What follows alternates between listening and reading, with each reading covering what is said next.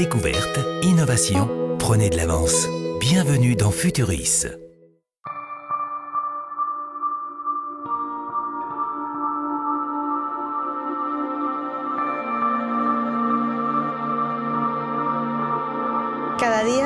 Chaque jour, je me disais à moi-même, demain c'est décidé, je commence à manger sainement, demain je commence à prendre soin de moi. Et chaque fois, le lendemain, je finissais par abandonner. Ça dure depuis des mois, des années même. Et tout cela a des séquelles pour mon corps, problèmes à l'estomac, modification de mon sang, ma santé en a vraiment pris un coup.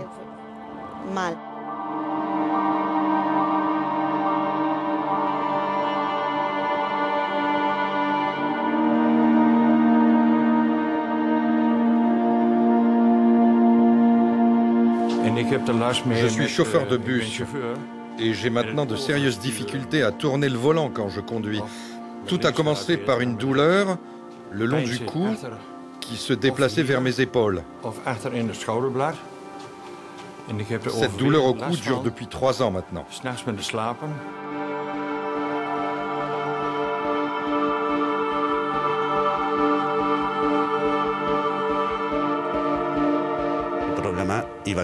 Il m'a fallu 9 ans pour réaliser que le problème ne faisait que s'aggraver et je ne voyais aucune solution.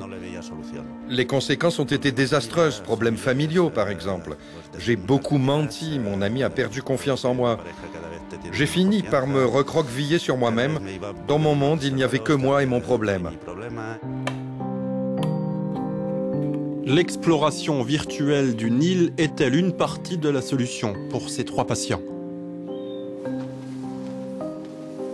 Certains scientifiques européens en sont convaincus et voici comment des recherches ont abouti au développement d'un jeu vidéo très sérieux pour traiter des pathologies qui le sont tout autant.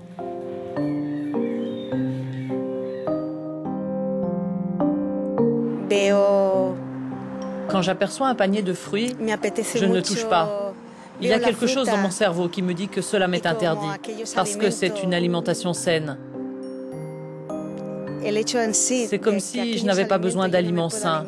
Au lieu de cela, je dévore toutes sortes de choses malsaines. Et comme j'ignore comment je dois me nourrir, je mange n'importe quoi. Escale à Barcelone où un mal très complexe fait l'objet d'études, l'hyperphagie ou syndrome d'hyperphagie incontrôlée qui se manifeste notamment par des crises de boulimie. Cette patiente teste un jeu vidéo spécialement conçu pour l'aider à identifier ses émotions et reprendre contrôle sur elle. Le jeu vidéo se révèle utile en tant qu'outil complémentaire pour permettre à certains patients de contrôler des aspects très spécifiques de leur personnalité. À titre d'exemple, le jeu vidéo peut apprendre à ma patiente à améliorer sa tolérance à la frustration, à se débarrasser de ses impulsivités et à améliorer son organisation des tâches quotidiennes et atteindre ainsi les objectifs qu'elle s'est fixés. Elle apprend à contrôler ses réactions, finit par comprendre quelles sont les plus adaptées et ne se laisse plus envahir par des états d'âme comme la tristesse ou l'anxiété.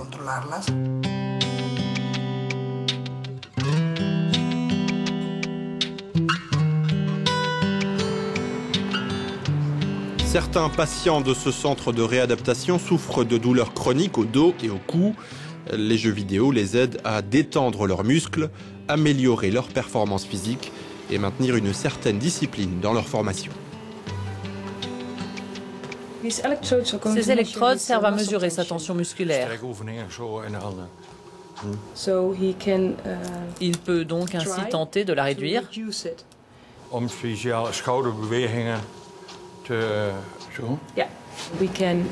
Grâce à ce système, nous pouvons déterminer avec précision la position du patient dans l'espace, sa vitesse de déplacement, la distance exacte parcourue par sa tête,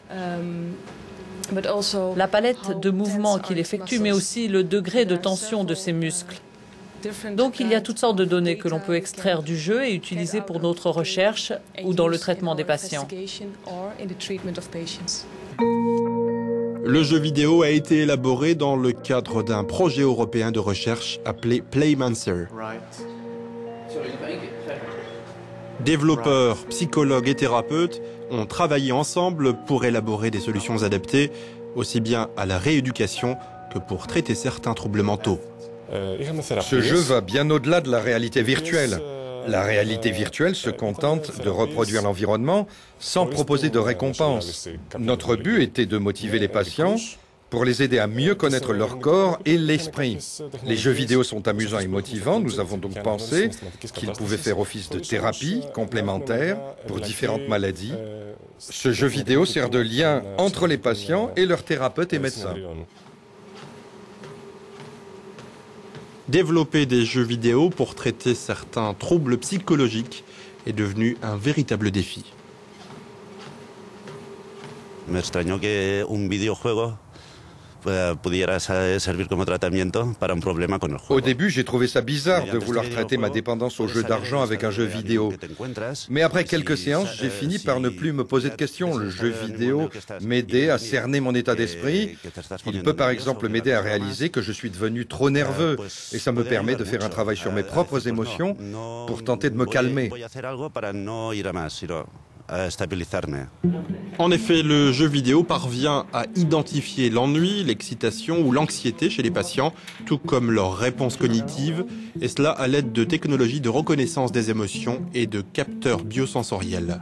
La priorité aura été d'éviter les effets secondaires indésirables comme la dépendance éventuelle aux jeux vidéo. Les développeurs ont d'abord proposé un certain nombre d'idées et en notre qualité de psychologue, nous avons estimé que celles-ci pouvaient se révéler contre-productives pour les patients. Les développeurs ont notamment proposé une version où les patients peuvent jouer en ligne avec d'autres personnes de différents pays. Or, on sait scientifiquement que ces jeux vidéo en ligne peuvent susciter une très forte dépendance chez les plus vulnérables. Nous leur avons donc demandé de réaliser un jeu simple qui permette aux patients de jouer seuls, sans la moindre compétition.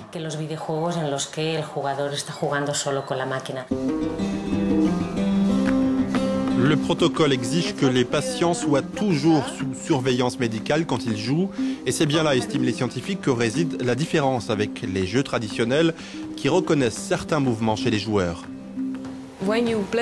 Les jeux qui existent dans le commerce permettent aux utilisateurs de tricher avec la machine, notamment pour les déplacements, parce qu'au fond, vous ne faites que jouer avec une console. Alors qu'ici, on ne peut pas faire semblant de marcher, il faut vraiment marcher. Il y a une autre différence majeure, c'est l'interactivité des mesures qui entrent et sortent de la machine.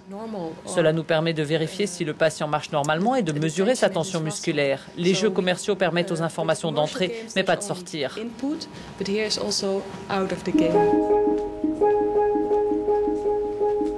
Combien de temps faudra-t-il avant que les jeux vidéo n'en viennent à être prescrits pour le traitement de certains troubles mentaux ou physiques ? Les scientifiques estiment en tout cas que leurs recherches ont apporté la preuve que ces jeux vidéo pouvaient s'avérer utiles. Il appartient désormais aux décideurs de faire un choix. Les patients, tout comme les thérapeutes, sont prêts à jouer le jeu. La technologie existante est adaptée. Il s'agit donc vraiment d'un changement organisationnel. Donc le seul problème à court terme est l'aspect financier, du moins ici, aux Pays-Bas. Comment notre système de sécurité sociale remboursera-t-il ce type de traitement? Tout cela risque de prendre encore un certain temps. En attendant, les scientifiques poursuivent leurs recherches pour mettre sur pied de nouvelles applications thérapeutiques.